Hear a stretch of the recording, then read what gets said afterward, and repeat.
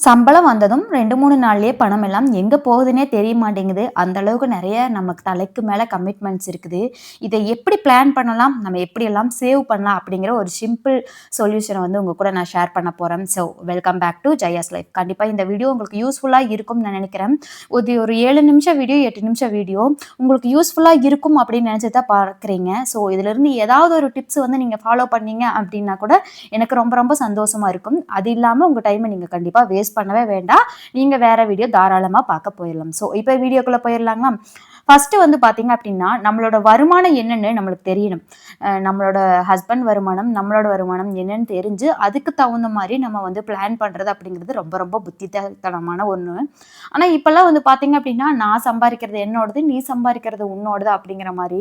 ஆனா பெண்களுக்கு வந்து பொதுவாவே வந்து நம்ம அம்மா, அப்பாக்கு செலவு பண்ணணும் அப்படிங்கிற ஒரு ஆசை வந்து இருந்துட்டே இருக்கும். அதுக்காகவாவது நான் வேலைக்கு போகணும் அப்படிங்கிற ஒரு பெரிய ட்ரீம் இருந்திருக்கும். இத அவர்கிட்ட எல்லாம் சொன்னா அக்செப்ட் பண்ண மாட்டாங்க அப்படிங்கிற ஒரு காரணத்துக்காக, ஒரு சில விஷயங்கள வந்து மறைக்க வேண்டிய ஒரு சிச்சுவேஷனா இருக்கும்.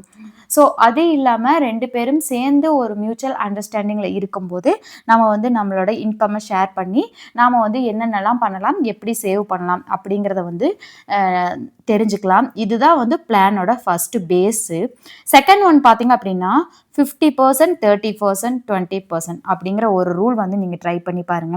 50% அப்படிங்கிறது வந்து நம்ம வீட்டுக்கு தேவையான செலவுகள். அதாவது சாப்பிடுறதுக்கு, வீடு, பில்லு, குழந்தைகளுக்கு ஃபீஸு அந்த மாரி முக்கியமான செலவுகள் மாசம் மாசம் தவிர்க்க முடியாத சில செலவுகள். 30% அப்படிங்கும்போது நம்மளுக்கு புடிச்சமான செலவு.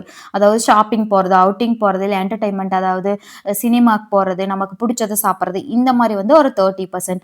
20% அப்படிங்கிறது வந்து எமர்ஜென்சி ஆர் நமக்கு வந்து சேவிங்ஸ். இந்த மாரி இத வந்து ஃபாலோ பண்ணீங்க அப்படின்னா, இந்த மெத்தட் எல்லாம் ஃபாலோ பண்ணா, நமக்கு கொஞ்சம் பிரஷர் வந்து கம்மியாகுற மாரி இருக்கும். ஸோ, 3 ஒன் செலவ எழுதுற ஒரு பழக்கத்த நம்மகிட்ட வச்சுக்கிட்டோம் அப்படின்னாலே, நெறைய செலவுகள நம்ம கம்மி பண்ணிட்டே வரலாம். அதாவது ஆன்லைன்ல சும்மா பார்த்ததெல்லாம் ஆர்டர் போடாம, அது மட்டும் இல்லாம பார்த்தீங்க அப்படின்னா, நெறையா வந்து அன்வான்டட் செலவுகள வந்து நம்ம குறைச்சுக்கிட்டே வரலாம். ஸோ, நம்மளோட ஒவ்வொரு பணமும் எங்க போகுது அப்படிங்கிறத நம்ம வந்து கால்குலேட் பண்ண ஆரம்பிச்சுட்டோம், கவனிக்க ஆரம்பிச்சுட்டோம் அப்படின்னாலே, கண்டிப்பா செலவுகள் வந்து குறைய ஆரம்பிச்சுரும். நான் இந்த மாரி தான் ஒரு சில செலவுகள இப்ப வந்து கம்மி பண்ணிக்கிட்டே வந்துட்டே இருக்கிறேன். குக்கர் ரொம்ப நாளா பிரச்சனை குடுத்துக்கிட்டே இருக்குது. ஆனா, அத வச்சு என்னால சமாளிக்க முடியும் அப்படிங்கிறதுக்காக, இந்த மாசம் வாங்கிக்கலாம், அடுத்த மாசம் வாங்கிக்கலான்னு கொஞ்சம் கொஞ்சமா தள்ளி போட்டு அதோட செலவ வந்து கம்மி பண்ணிக்கிட்டே வந்துட்டு இருக்கேன். இந்த மாரி ஒரு சில விஷயம். 4த் ஒன் பார்த்தீங்க அப்படின்னா, நம்ம மாசம் ஸ்டார்ட் ஆனோனேயுமே ஒரு சேவிங்ஸ வந்து செப்பரேட் பண்ணிக்கணும். அதாவது நம்ம வந்த உடனே என்னென்ன செலவு இருக்கு, அத எல்லாத்தையும் முடிச்சுட்டு நம்ம கையில பார்க்கும்போது எதுவுமே இருக்காது. ஏன்னா, இன்னொரு ஏதாவது புதுசா ஒரு கமிட்மெண்ட் வந்திருக்கும். நம்ம ஏதாவது ஒரு ஃபோன் வாங்கலாம்னு ஆசைப்பட்டுருப்போம். இல்ல ஏதாவது வீட்டுக்கு ஏதாவது வாங்கலாம் இந்த மாரி இருக்கும். ஆனா, நம்மளோட செலவுகள்லயும் சேவிங்ஸ் அப்படிங்கிற ஒரு செலவு இருக்கிறது அப்படிங்கிறத வந்து நீங்க நினைச்சுக்கிட்டே இருந்தீங்கன்னா மட்டுமே தான் நம்ம சேவிங்ஸ் பண்ண முடியும். ஏன்னா எவ்வளவு வந்தாலும் வந்ததுக்கு தகுந்த மாதிரி செலவுகள் வரத்தான் போகுது. நம்ம வந்து இல்ல நான் ஃப்ரீயா இருக்கிறப்ப வந்து சேர்த்துக்கிறேன், எனக்கு இஎம்ஐ இல்லாதப்ப சேர்த்துக்கிறேன், லோன் இல்லாதப்ப சேர்த்துக்கிறேன், இல்ல எனக்கு கொஞ்சம் கடன் இருக்கு அதையெல்லாம் முடிச்சு நான் சேமிச்சு வைக்கிறேன் அப்படின்னா அது வந்து நாட் பாசிபிள். நமக்கு வேற வேற கமிட்மெண்ட்ஸ் வந்து வந்துகிட்டே தான் இருக்க போகுதே தாண்டி நம்ம வந்து எப்பவுமே வந்து இதுல இருந்து கொஞ்சம் வெளியே வர போறதே கிடையாது. ஸோ நமக்கு இந்த கமிட்மெண்ட்ஸ் எல்லாம் இருக்கும்போதே கொஞ்சம் கொஞ்சம் பணத்தை வந்து நம்ம சேமிச்சு வச்சுக்கிட்டே இருந்தோம்னா தான் நமக்கு வந்து ஃபியூச்சருக்கு நமக்கு கம்ஃபர்டபுளா இருக்கிறதுக்காகவாவது யூஸ் பண்ற மாதிரி இருக்கும். ஸோ மிச்சம் இருந்தானா சேமிப்பேன் அப்படிங்கிறது இல்லாம சேமிப்பும் வந்து ஒரு மீதி செலவுன்னு அப்படிங்கிற மாதிரி ஒரு ஃபாலோ பண்ண ஸ்டார்ட் பண்ணிட்டீங்க அப்படின்னாலே நம்ம கிட்ட ஒரு எமர்ஜென்சி நீடுக்கு வந்து ஒரு பணம் வந்து நம்ம கிட்ட இருக்கும். 5th ஒன் பார்த்தீங்க அப்படின்னா கிராசரிஸ் அண்ட் எசென்சியல்.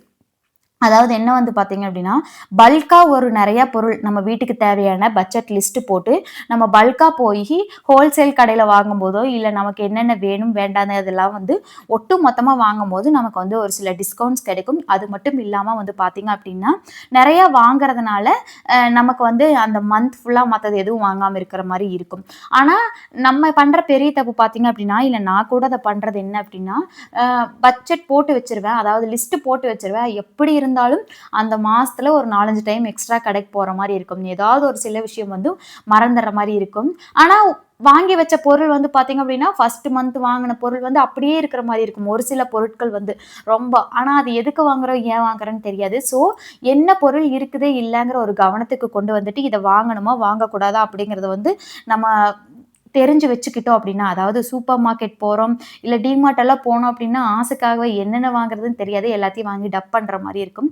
ஆனா வந்து பெருசா செய்யாத மாரி தான் இருக்கும். ஸோ அந்த மாரி ஆசைக்காக வாங்குற பொருள் எல்லாம் தவிர்த்துக்கிட்டோம் அப்படின்னாலே, மந்த்லி வந்து ஒரு ஸ்மால் பட்ஜெட் வந்து நம்ம மிச்சப்படுத்தலாம். அது மட்டும் இல்லாம என்ன பண்ணோம் அப்படின்னா, சின்ன சின்ன போக்குவரத்த வந்து நம்ம கம்மி பண்ணிக்கலாம். அடிக்கடிக்கா போய் வாங்கிட்டு இருக்கிற ஒரு சின்ன சின்ன ட்ரிப்ப வந்து நம்ம கேன்சல் பண்ணிக்கலாம். 6த் ஒன் வந்து பார்த்தீங்க அப்படின்னா, வீணா என்ன செலவு பண்றோம் அப்படிங்கிறத நம்ம கண்டுபிடிக்கும். ஆன்லைன்ல ஷாப் பண்றோமா? இல்ல ஏதாவது படம் பார்க்குறோம். ஒரு படம்க்காக நம்ம சப்ஸ்கிரிப்ஷன் பண்றோமா? இல்ல அப்படின்னா வெளிய ஏதாவது சாப்பிட போறோமா? அது எல்லாத்தையும் மொத்தமா நிறுத்தணும் அப்படிங்கிறது அவசியம் கிடையாது. நமக்கு தேவையா அப்படிங்கிறத ஒரு 4, 5 டைம் யோசிச்சு 10 நாள் வெயிட் பண்ணி அதுக்கப்புறம் வந்து ஆன்லைன்ல ஷாப் பண்றது இந்த மாரி இருந்துச்சு அப்படின்னா, நம்ம வந்து அ ஒ குறைச்சுக்கலாம். அந்த பேலன்ஸாக மெயின்டெயின் பண்றதுக்கு யூஸ்ஃபுல்லா இருக்கும். நம்மளோட செலவுகள குறைச்சு அப்படியே பேலன்ஸா கொண்டு போறதுக்கு வந்து ஹெல்ப்ஃபுல்லா இருக்கும். 7த் ஒன் பார்த்தீங்க அப்படின்னா, ஃபேமிலிக்குள்ள ஹஸ்பண்ட், ஒய்ஃப் வந்து டிஸ்கஸ் பண்ணிக்கணும்.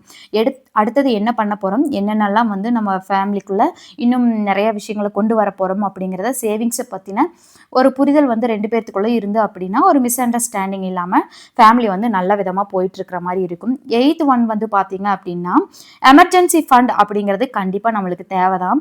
எமர்ஜென்சி அப்படிங்கிறது இல்லாம ஏதாவது ஒரு கார் ரிப்பேர் ஆச்சு, இல்ல வேற ஏதாவது நமக்கு எமர்ஜென்சி ஒரு நீட் இருக்கு அப்படின்னா, திடீர்னு ஏதாவது மோட்டார் இந்த மாரி ஏதாவது ஒரு ப்ராப்ளம் இருக்கு அப்படின்னா, அந்த எமர்ஜென்சிக்காக நம்ம 3 மாசம் ஒரு அக்கவுண்ட்ல வந்து பணம் சேமிச்சு வச்சுக்கிட்டே இருக்கணும் குறைஞ்சது. அந்த பணம் வந்து அடுத்த மாசம் நான் செலவு பண்ணுவேன் அப்படிங்கிறது இல்லாம, அது வந்து நம்மளுக்கு ஒரு ஃபியூச்சர் இன்வெஸ்ட்மெண்ட் அப்படிங்கிறத வந்து நீங்க நெனப்புல வச்சுக்கிட்டே இருக்கணும். 9த் ஒன் பார்த்தீங்க அப்படின்னா, சின்ன சின்ன சேவிங்ஸ் தான் வந்து பெரிய பெரிய நமக்கு ஒரு என்ன சொல்றது, ஒரு பலன் கொடுக்கும் அப்படின்னே சொல்லலாம்.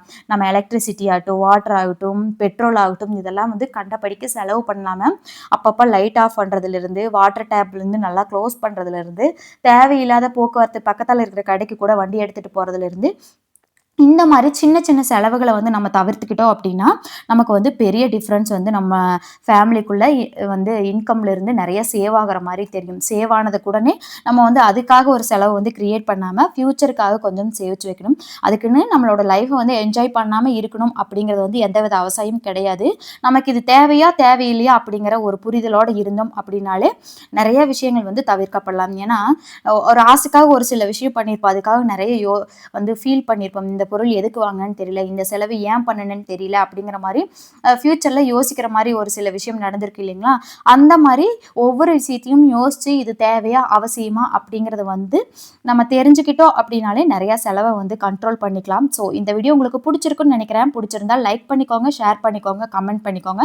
இந்த வீடியோ யூஸ்ஃபுல்லா இருக்கா இல்லையான்னு கமெண்ட்லயும் சொல்லுங்க. Thank you.